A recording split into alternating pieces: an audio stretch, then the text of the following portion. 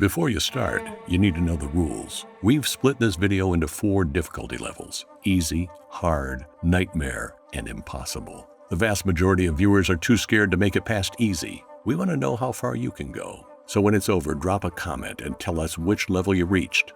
Let's begin. The wrong shift. I needed a job. I have to say that right up front because everyone asked me the same thing afterwards. Why did you stay? Why didn't you just leave the first night? My answer's always the same. I was 23. I didn't have rent money. I'd been let go from a restaurant in Denver 2 months earlier, and I had nothing else lined up. And when somebody told me, night shift, $14 an hour, and we'll throw in a place to sleep, I didn't ask questions.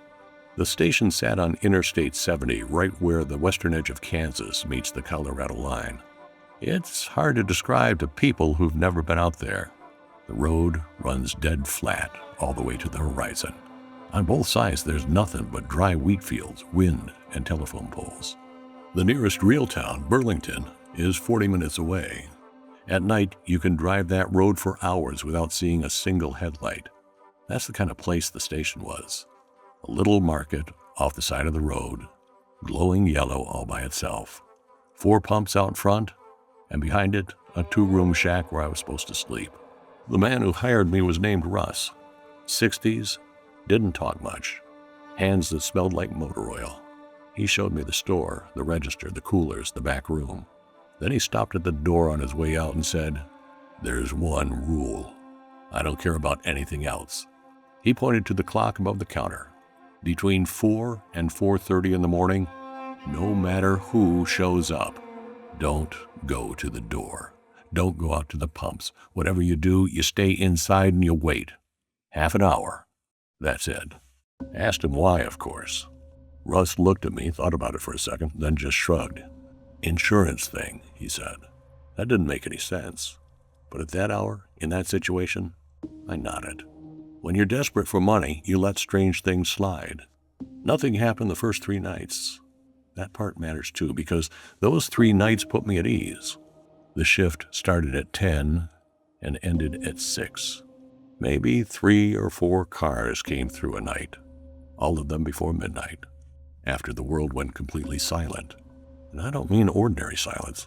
I could hear the faint buzz of the fluorescent lights, the hum of the refrigerator, the low, steady roar of the wind moving through the fields outside. As hours stretched on, even the radio stations turned to static, like the signal couldn't reach that far out. From 4 to 4:30, I just sat behind the counter and looked at my phone. Nothing ever came. By the end of the 3rd night, I decided Russ's rule was nonsense. Just an old man's hang-up, I figured. The 4th night, everything changed. It was 3:58. I remember it clearly because I was looking at the time on my phone.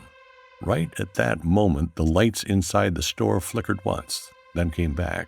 So did the pump lights outside. Power surge, I told myself. Then I looked out the window. At the farthest pump, the spot that had absolutely been empty a second ago, there was a truck, an old model, dark, the body gone gray with dust. Its headlights were on, but something was off. There was no engine sound. In that kind of quiet, I'd have heard the faintest engine, but there was nothing. The truck looked like it had just been set down there. Somebody was sitting in the driver's seat, not moving, looking straight at the window, straight at me. What I felt first wasn't fear, it was unease. Maybe it's just exhaustion, I thought. Maybe the guy ran out of gas, cut the engine, and he's waiting for help. Normally, I'd have walked out and asked, "Everything okay?" But Russ's voice kept turning over my head. No matter who shows up. I checked the time. 4:01. I stayed inside. For that whole half hour, the truck didn't move. Neither did the person inside it. Just those 2 headlights and that dark shape behind the glass. At 4:30, right on the minute, the headlights went out. When I looked again, the pump was empty. No truck, no sound, and I never saw it leave. It just wasn't there. In the morning, I told Russ. He didn't even look at me. "Did you follow the rule?" he asked. "I did," I said. He nodded. "Then there's no problem." And that was the end of it. The 5th night, the truck came back. Same time, Same flicker, same silent way of just being there. But this time it was one spot closer. The fourth night it had been at the farthest pump. The fifth night it had moved up the one in front of it. Something I couldn't put into words shifted inside me, because the truck hadn't arrived. I mean, I never saw it arrive. It was like every night it moved one frame closer to me, and I never once caught the motion. The sixth night I couldn't help myself, and for that entire half hour, I didn't take my eyes off the truck, in case it moved, in case I could find some explanation. It didn't move, but in one of the moments I blinked, the angle of the figure's head in the driver's seat had changed. Before it had been facing forward, toward the windshield. Now it was turned slightly to the side, toward the door of the store. I never saw it move. One instant it was one way, the next it was another. That was the night all those little details hit me at once. The fact that there was never any engine sound, that I never saw the truck show up, that it came one pump closer every night, that Russ had said, insurance, and the fact that I could never make out the man's face, even this close. He had a face, but when I tried to picture it, my mind came up blank, like I wasn't allowed to look. The seventh night, I got to the store late because honestly, I didn't want to go. But I had no money and nowhere to go. One more night, I told myself. Maybe it was all in my head. Going without sleep makes you imagine strange things. That night, I was almost ready to let it all go, to talk myself out of it. Then, at 3:57, the lights flickered. This time the truck wasn't at the pumps. It had passed the pumps. It was parked right in front of the store window, on the concrete, its nose almost touching the door. The headlights were so close they burned my eyes, and the driver's seat was empty. My hands are shaking even as I write this, because on the outside of the glass door, there was something that absolutely had not been there a second ago. 2 handprints, and between them, pressed against the glass, the mark of a forehead, greasy, smeared, the kind of marks left by someone looking in, right at my eye level, like somebody had been standing there for minutes, watching the inside, watching me. And just before, when I'd looked, there had been no one at the door. I backed up and slammed into the counter. The time was 4:03, 27 more minutes. Stay inside and wait. But that half hour was the longest stretch of my life.